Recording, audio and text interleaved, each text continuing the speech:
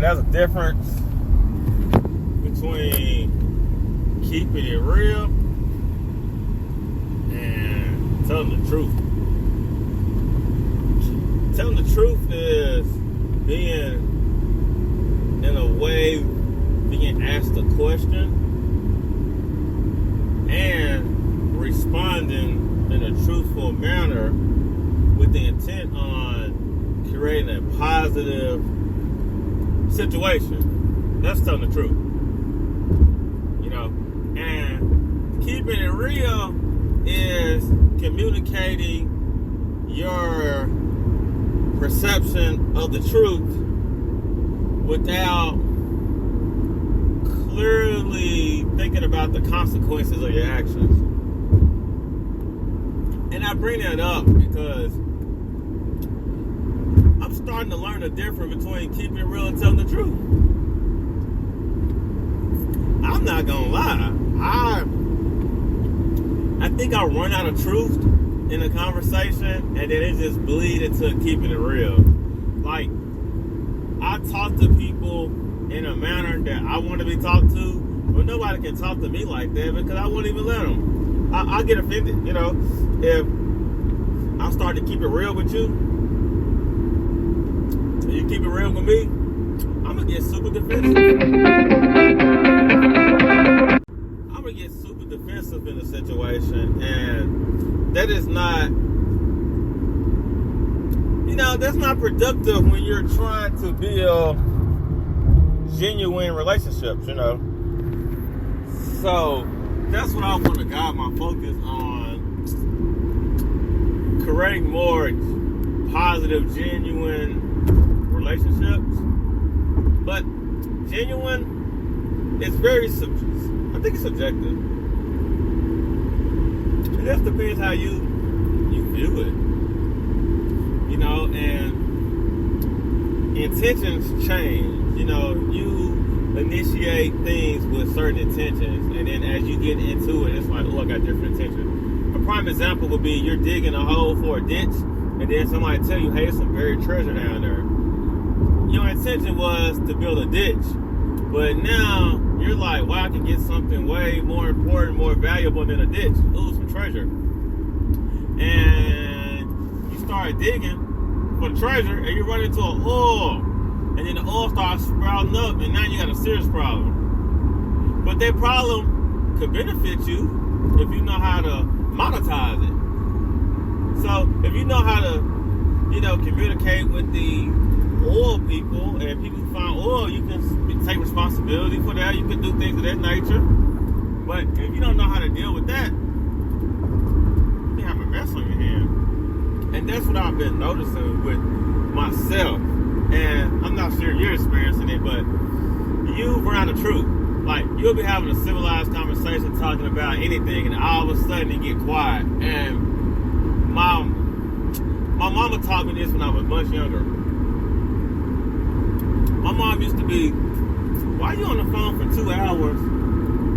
It used to be Tiffany. Me and Tiffany talking on the phone all day. And she'd be like, what are y'all on the phone talking about? And I'd be like, nothing. I'm just talking to her because we can't hang out. And she was like, it's more to life than just talking on the phone, you know. If you talking on the phone all day, you ain't got nothing to talk about when you see them. And I developed that concept at a young age on some, you know, I'm not going to be on the phone talking to people who I want to see.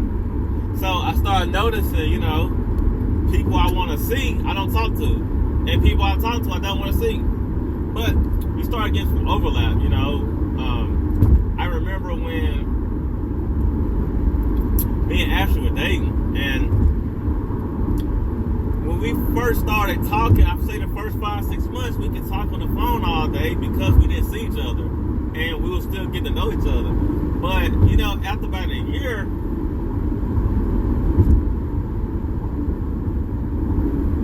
of our communication, it turned into a, well, dang, Ash, I've been with you half the day. We rode home 30 minutes. We talked about it. We sat in the car. Like, I know what happened all day. So while we get home and talk about whatever, and it turns into a, it was a battle. It was a battle who can overcome who can outdo who. Because she would mess with me, I would mess with her. I would trigger her, she would trigger me. And we would immaturely go back and forth. But we didn't have nothing else to do. And I promise you, as soon as Ashley started working, our relationship got better because we didn't have time to talk all the time, and vice versa. But we messed up by getting the job together. And it turned into, I see you at school, I see you at work, I see you in between. I'm getting tired of seeing you. And I noticed as I've gotten older, I still have that same concept of, after about 5 minutes of talking, it's good. After 5 minutes, it goes downhill because I get into this defense. Like, I'm defending myself. And that's the one thing I honestly would say I hate doing. I hate defending myself. That's one reason I don't like to deal with people. That's the one reason I don't like dating. Because I don't like to explain myself because I know. And I'm telling you. So, I shouldn't have to know, tell you, and explain. You know, I just rather not tell you. You know, I'm grown. I shouldn't have to tell you. And then I notice when you don't check on me, I get defensive. And then when I get defensive, I get real combative on some, well, I start explaining myself. You know, I start triggering myself. And that just shows a lot of immaturity that I feel like I still need to sharpen up a little bit, because I got this little missing piece of, I complain about the same thing I don't want. I say I want it, and then I say I don't want it. So, you know, I feel like you get to the point where you have to just commit to the want or not want and deal with the consequences. Because, you know, we all want to be liked at the end of the day. We all want to be liked into some fashion of life. And when we're not liked, we like to know why we're not liked. And then when we find out why we're not liked, we try to configure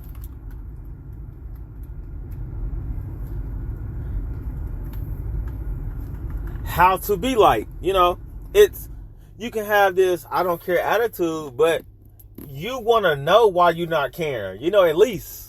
So that's what I'm saying with the whole keeping it real and telling the truth. When you tell the truth about yourself, you say it in a manner of, okay, everything's all good. When you keep it real, you leave yourself really vulnerable and hurt. And that's the same when we're communicating with each other. It's like we can talk and be civilized, but we can become uncivilized to the point that somebody's not comfortable. And when somebody's not comfortable, they have to react. And when they react, you respond to the reaction. But sometimes we're reacting based off no substance. And that's what keeping it real really like stirs up. It stirs up it's no substance. But I'm going to keep stirring this up. So you're stirring something up, but you don't even know what it is. And then when the outcome comes, you get this big oil spill. You're like, oh my goodness. And this is something I'll definitely say I've been going through. I've noticed that I'm very negative and condescending.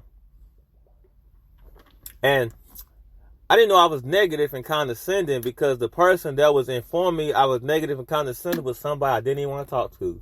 So I said, cool, just give me an excuse not to talk to you. But then I started noticing, like, people that I like to talk to, enjoy talking to, I'm negative and condescending with them. To the point that it messes up my relationship with them. But my defense is, why don't you care about me enough to work through this with me? That's really immature for someone to be like, I hurt you, why you still don't care about me? I know the freaking answer. I hurt you. Who wants to be hurt? Who wants to communicate with somebody that's hurting them? Because if somebody said to me, Hey, yo, Dolph, this person hurt my feelings. What should I do? I would say distance them from you. And they would say, okay, cool. How can I do that? I would name all these steps on what to do. That's what's being done to me. And I'm starting to realize it. But in order to realize something and do something, you got to understand why. And I know why now. So I'm definitely going to take a different approach with my communication. It's going to be super challenging because I'm an open book. But sometimes, you can't force feed somebody to read the book.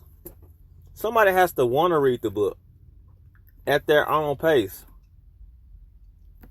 You can't force them to read the next chapter when it's not time to read the chapter. That's called setting yourself up for failure.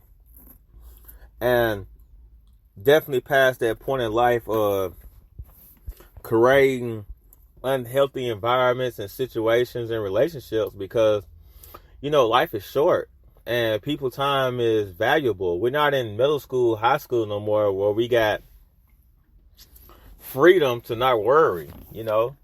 People have real lives and I can't be wasting their lives with my negative, condescending energy to the point that it prevents them from being who they need to be. I gotta let them be who they need to be and enjoy it. I have to quit being the stirring up no substance because I try so hard to create substance so I can stir it up and be part of the mix. But that's no longer my role. That's not my role. I gotta be a book. This is the book. You want to read it? You don't want to read it. You got questions about the book? Ask the author. So I'm definitely done with the whole read this book, darn it. Read this, do that. I'm just going to be more, man, that's who I am. You interested, you're not interested. I'm not even going to stress on it to the point that I create unhealthy environments because I'm starting to create a lot of negativity that I have to take ownership for and take responsibility for my actions, because I am an important key piece to the world, but I can't live my life on some being destructive and being the hypocrite that I've been recently. So we definitely gotta better analyze our situations because that's not how we're supposed to be. We're not supposed to be that way. And we weren't created to be that way. So I'm definitely going to start configuring and working with that in my future adventures. Definitely wish me luck because it's going to be super hard. All right. Peace out. Holla.